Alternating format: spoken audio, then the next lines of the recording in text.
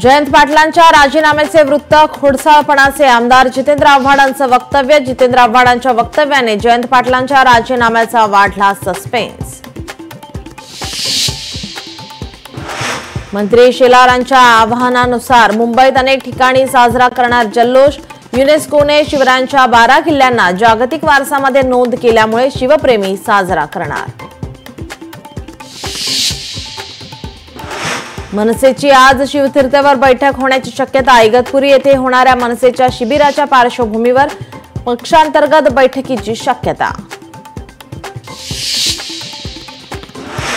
ठाकरेंच्या शिवसेनेचा आज कांदिवलीमध्ये शिवसंवाद मेळावा।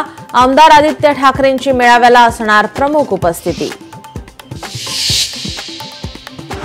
बीडमधील वैद्यनाथ अर्बन बँकेची संचालक मंडळासाठी निवडणूक। दिवंगत नेते गोपीनाथ मुंडेंच्या तिसऱ्या कन्या यशश्री मुंडेंकडून उमेदवारी अर्ज दाखल।